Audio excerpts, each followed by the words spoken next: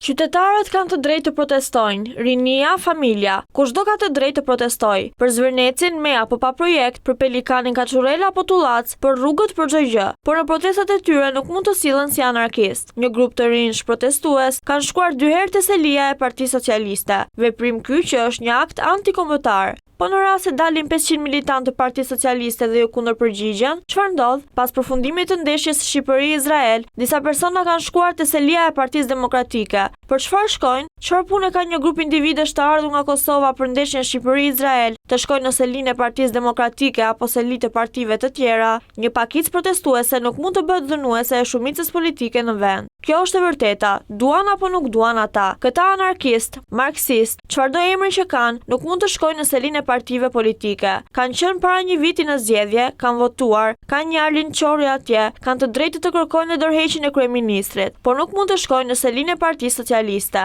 Nuk ka akt kriminal më të ndyrë se sa të shkosh të provokosh selitë e partive politike për të nxitur një konflikt social dhe anarkik.